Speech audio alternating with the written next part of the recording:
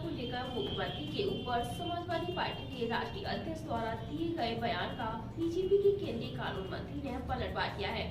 उन्होंने क्या कुछ बताया है, आइए आपको भी दिखाते हैं। मुख्यमंत्री योगी आदित्यनाथ ने करैल विधानसभा में जनसभा को संबोधित करते हुए शिवपाल यादव को लेकर एक बयान दिया था, जिसका पलटवार करते हुए समाजवादी पार्टी के राष्ट्रीय अध्यक्ष अखिलेश यादव ने उत्तर प्रदेश के मुख्यमंत्री को लेकर कहा था कि शिवपाल चाचा मुख्यमंत्री को ऐसी जगह छोड़कर आएंगे जहां से वे वापस नहीं आ पाएंगे। सबसे पहले हम आपको अखिलेश यादव का वह बयान सुनाते हैं। हमारे मुख्यमंत्री जी कह के गए कि पेंडुलम है चाचा, लेकिन हमारे मुख्यमंत्री को पता ही नहीं है भाई। ऐसा है, हमारे जो मुख्यमंत्री थे आज करैल कह के गए कि चाचा पेंडुलम है, कभी इधर जाते हैं कभी उधर जाते हैं, इसलिए वो जान नहीं पा रहे हैं। वो पेंडुलम नहीं है, वो ऐसा झूला झुलाएंगे मुख्यमंत्री जी को, छोड़ देंगे पता नहीं लगेगा कहां जाएंगे। वो पेंडुलम में है, ये तो चलता है। ये जो झूला है, झूले की तरह ही तो पेंडुलम चलता है। वो चाचा को समझ ही नहीं पाए। ऐसा झूले बिठाएंगे, जब छोड़ देंगे तो कहां गिरेंगे जाके हमें पता ही नहीं है।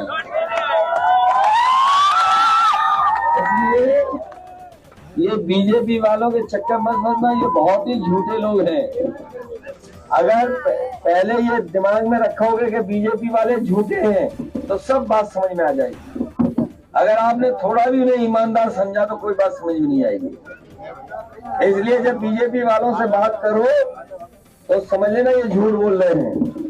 जैसे ही समझ लोगे, दिलो दिमाग में रखोगे कि भाजपा ये झूठ बोलेगा तो सब बात समझ में आ जाएगी। तो सुना आपने, वहीं भारतीय जनता पार्टी के चुनाव कार्यालय पर पहुंचे भारतीय जनता पार्टी के केंद्रीय कानून मंत्री एसपी सिंह बघेल ने पत्रकारों से वार्ता की और उन्होंने लोकसभा उपचुनाव को लेकर, साथ ही अखिलेश यादव के इस बयान को लेकर क्या कुछ कहते नजर आए केंद्रीय कानून मंत्री एसपी सिंह बघेल। जरा आप भी सुनिए।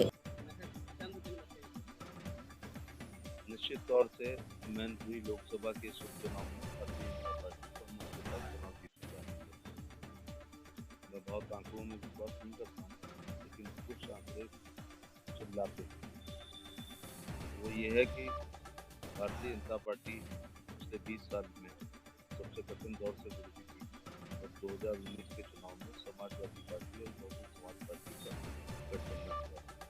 मैनपुरी लोकसभा पहले से ही समाजवादी पार्टी के लिए मजबूत रही है, ऐसे आंकड़े बताते हैं, लेकिन बीएसपी के गठबंधन से और भी मजबूत हो गई थी। इसके बावजूद मुलायम सिंह यादव जैसे कद्दावर नेता केवल 94,000 वोटों से जीत हासिल कर पाए। आज बीएसपी का गठबंधन उनके साथ नहीं है। बहुजन समाज पार्टी को मुझे स्वीकार करने की गुरेज नहीं। मैनपुरी लोकसभा हो या आगरा का फैजाबाद हाथों मथुरा लीगल दावा हो, 1 लाख से 1.5 लाख मिनिमम वोट वो पोल कर देते हैं। क्योंकि अब बीएसपी का गठबंधन नहीं है तो उसको हम सबसे नीचे वाले 1 लाख वोट की मांगने की कम हो गया है। तो गठबंधन ना होता तो श्री मुलायम सिंह यादव जी ही पिछला चुनाव हार जाते। अब दो बातें हैं, एक गठबंधन नहीं है, ऊपर से मुलायम सिंह यादव जैसा कद्दावर नेता बन जाते हैं जनपद यादव। इसलिए हमारे लिए चुनाव आसान है। और दूसरी बात यह है कि जो फौजें क्रांतिकारियों में पसीना बहा लेती हैं, उन्हें युद्ध में खून बहाने की आवश्यकता नहीं होती। इसी तर्ज पर भारतीय जनता पार्टी के सभी मोर्चे, प्रकोष्ठ और मेन पार्टी के राष्ट्रीय तक लगातार परिश्रम करते हैं। सेवा ही संगठन के उद्देश्य से लेकर सतत जनता की सेवा में पार्टी रहती है। केंद्र सरकार की लोक कल्याणकारी योजना में क्या बताऊं, 5 किलो गेहूं और चावल 80 करोड़ लोग निःशुल्क ले रहे हैं पिछले 3 साल से। मैनपुरी में भी इनकी बड़ी संख्या है।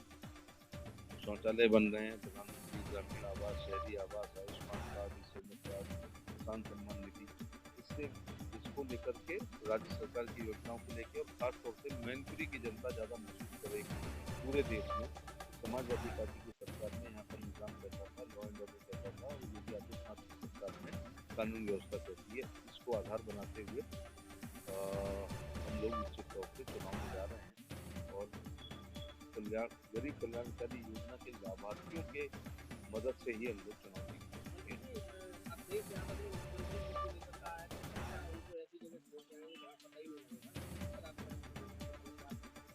पिछले 17 से 22 तक के बीच की तमाम ऐसी घटनाएं हैं जिसमें चाचा ने भतीजे से गलबैयां की, भतीजे ने जब उनकी नस दबी होती है तब ये लोग दबाव में आकर के इस प्रकार के गठबंधन करते हैं।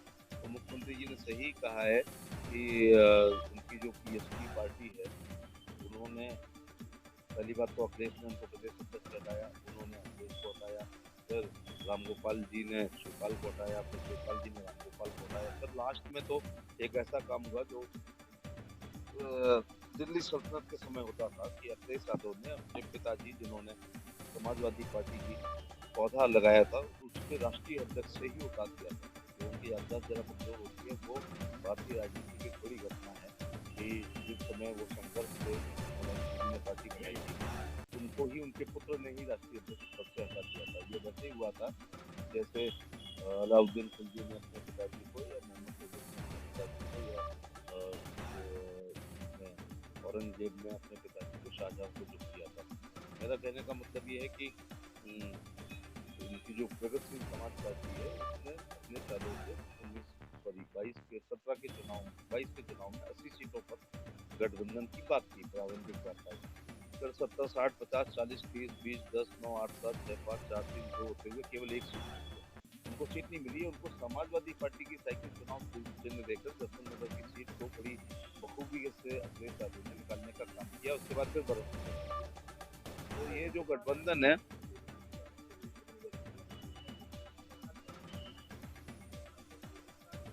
नहीं, बल्कि समाजवादी पार्टी अगर मैनपुरी लोकसभा से चुनाव हारती है तो आजमगढ़ हारी चुके हैं, रामपुर हारी चुके हैं, बदायूं हारी चुके हैं, कन्नौज हारी चुके हैं, फिरोजाबाद हारी चुके हैं।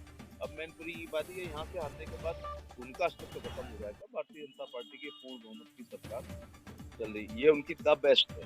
वो हारने पर उन पर फर्क पड़ेगा, उनके जीतने पर आप केवल एक लाइन लिखेंगे कि समाजवादी पार्टी अपनी सीट को बचाने में सफल रही, इसके अलावा आप नहीं लिख पाएंगे। लेकिन अगर समाजवादी पार्टी हारती है तो उनकी ये खत्म हो जाएगी।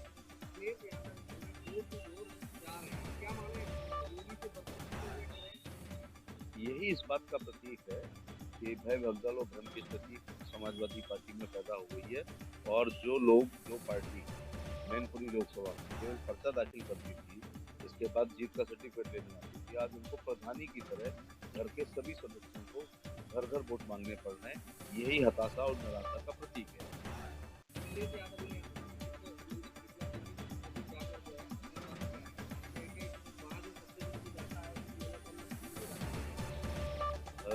एक बार जाने से अगर माता प्रसन्न हो जाए तो मैं एक आस्तिक व्यक्ति हूँ। माता भी ये देखती है कि किसके जीतने के बाद उनके भक्तों पर कौन कष्ट पैदा कर देगा और कौन उनका कल्याण करेगा। तो ये मैनपुरी में धर्म अधर्म, न्याय अन्याय, नीत अनीत, दुराचार सदाचार और पाप पुण्य की लड़ाई है। माता शीतला देवी निश्चित तौर से धर्म का साथ देंगी और न्याय का साथ देंगी, नीत का साथ देंगी।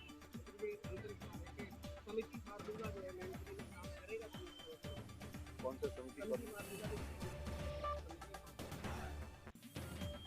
मैं समझ नहीं पा रहा हूँ आपका समिति पर।